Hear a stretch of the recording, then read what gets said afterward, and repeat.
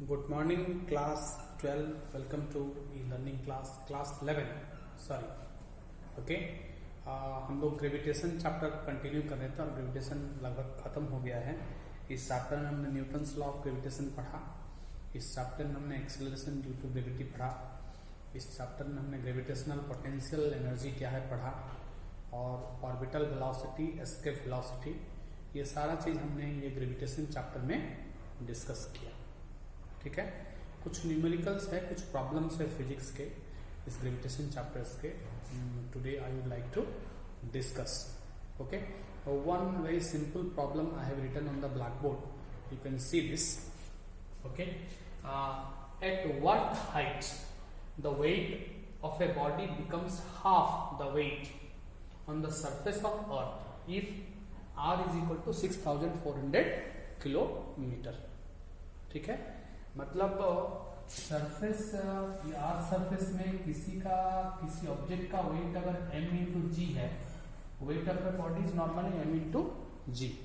कितना हाइट में जाएगा ऑब्जेक्ट, क्योंकि जैसे जैसे ऊपर जाता है तो ग्रेविटी का वैल्यू कम हो जाता है, तो g का वैल्यू कम होगा तो उसका वेट भी कम हो जाएगा जैसे जैसे कोई भी ऑब्जेक्ट ऊपर जाएगा। ठीक है, so the weight becomes half, the new weight becomes w by 2। ठीक है, यहां पर वेट w है। ठीक है, तो ये w is equal to weight on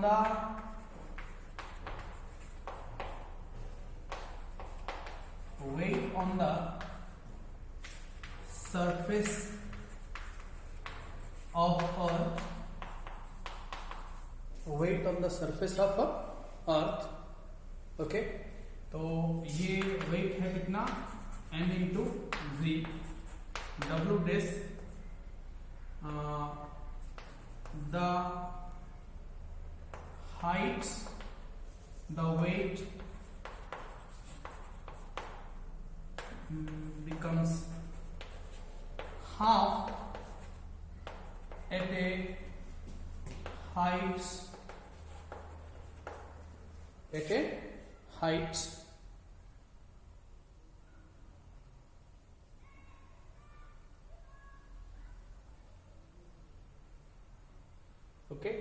at a height h, at a height क्या h। ठीक है, तो हाफ है तो इसको हम ऐसे कर सकते हैं कि this becomes w by 2। Okay, तो w मतलब g at a height h, gh। Okay, या फिर इसको g डैश कह सकते हैं। ठीक है, by 2। ठीक है,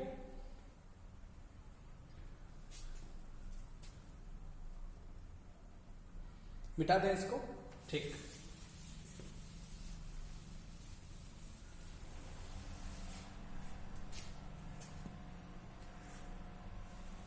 तो इसका मतलब है कि m into g dash is equal to half into m into g, तो ये कैंसिल हो गया।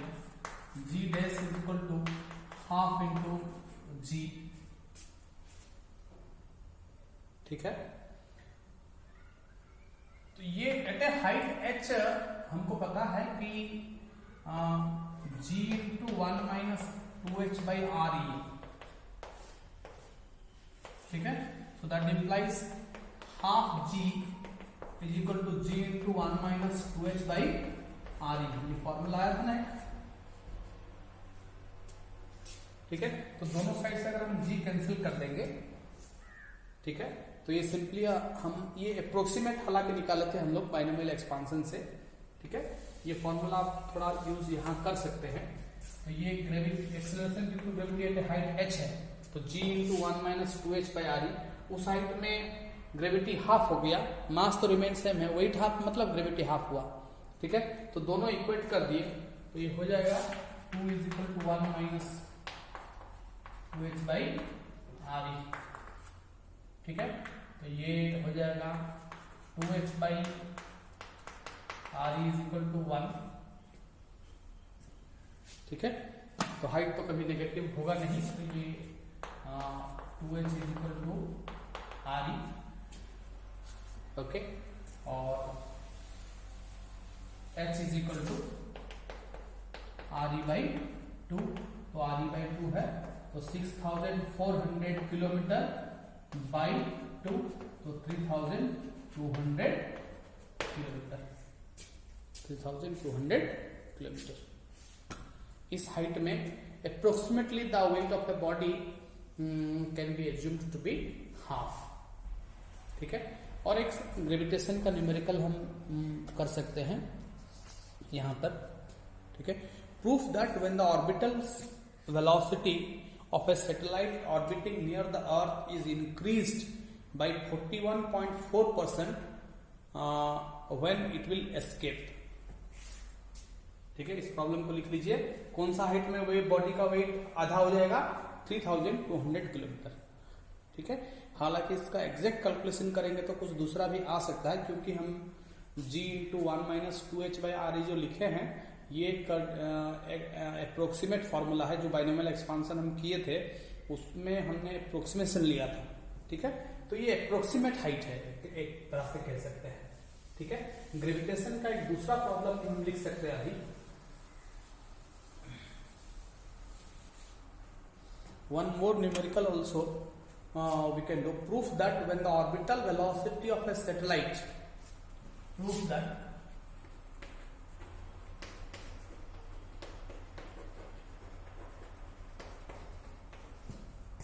when the orbital velocity of a satellite, prove that the orbital velocity of a satellite orbiting near the earth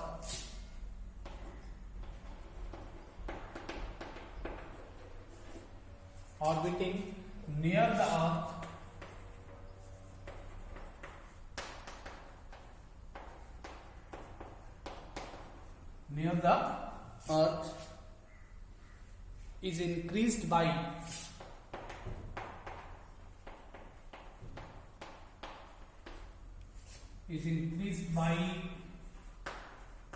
41.4%, increased by, ठीक है, it will escape।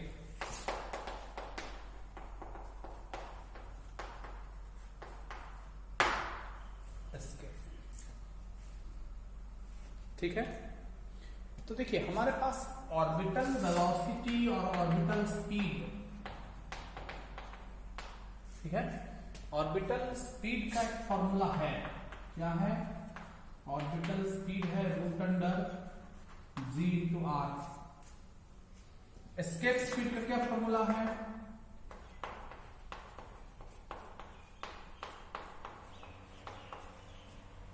ठीक है, escape speed का क्या फॉर्मूला है? ये √2gr है। इसका मतलब है कि √2 इंटू ऑर्बिटल है। Escape is equal to √2 into orbital है। ठीक है, तो ये देखिए, ये हम इसको प्रूफ कर सकते हैं। ठीक है, हमको प्रूफ करना है कि किसी एक सैटेलाइट है जो कि ऑर्बिटिंग कर रहा है, अगर इसका 41.4% वेलोसिटी इंक्रीज कर जाएगा तो ये एस्केप कर जाएगा। इसका वेलोसिटी अगर इतना बढ़ गया, ठीक है, तो ये हम प्रूफ करेंगे। According to the question, if the orbital, according to the question,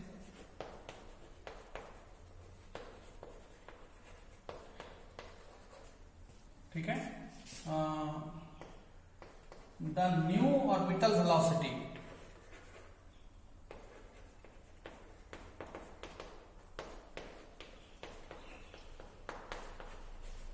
the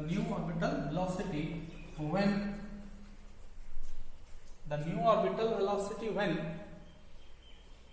okay, when its velocity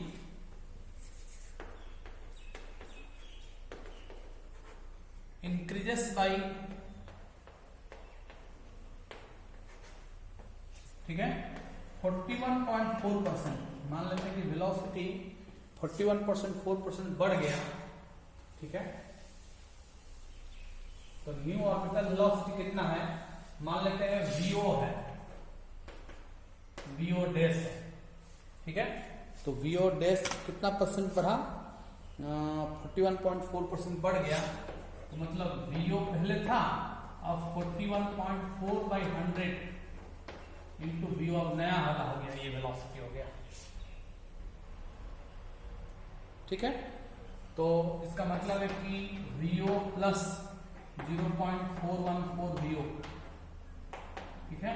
तो 1 प्लस 0.414 vo, इसका मतलब है 1.414 vo, 1.4 मतलब √2, ठीक है। तो ये ऑर्बिटल वेलोसिटी बढ़ गया तो इट बिकम्स √2 v0। तो √2 v0 मतलब ये इक्विवेलेंट टू एस्केप हो गया, ये एस्केप कर जाएगा, इसका वेलोसिटी एस्केप वेलोसिटी का बराबर हो जाएगा। इसका वेलोसिटी किससे बराबर हो जाएगा, एस्केप वेलोसिटी से बराबर हो जाएगा। तो it will escape, it will escape. तो हमने प्रूफ कर दिया कि जो न्यू वेलोसिटी है v0 डैश है, it becomes √2 times it will increase. तो √2 vo मतलब ve है, ठीक है। तो इतना परसेंट अगर इसका वेलोसिटी बढ़ गया तो वो एस्केप वेलोसिटी के बराबर हो जाएगा। So then it will escape from the orbit, it will be no more be revolving around the orbits और प्लैनेट्स, ओके। तो ये प्रॉब्लम हो गया, दो प्रॉब्लम अभी हमने ग्रेविटेशन का सॉल्व कर दिया, ठीक है। नेक्स्ट चैप्टर हम लोग स्टार्ट करेंगे, ग्रेविटेशन के बाद है, ठीक है। ये हम स्टार्ट करेंगे आज प्रॉपर्टीज ऑफ मैटर में, ठीक है, इलास्टिसिटी। नेक्स्ट चैप्टर हम स्टार्ट करेंगे, क्या चैप्टर स्टार्ट करेंगे, इलास्टिसिटी। ये दूसरा किताब का है, आपका 2 वॉल्यूम है एनसीईआरटी का। तो पहला वॉल्यूम, पहला किताब खत्म हो गया है, दूसरा किताब का ये पहला चैप्टर है, ठीक है, इलास्टिसिटी। और इलास्टिक प्रॉपर्टीज ऑफ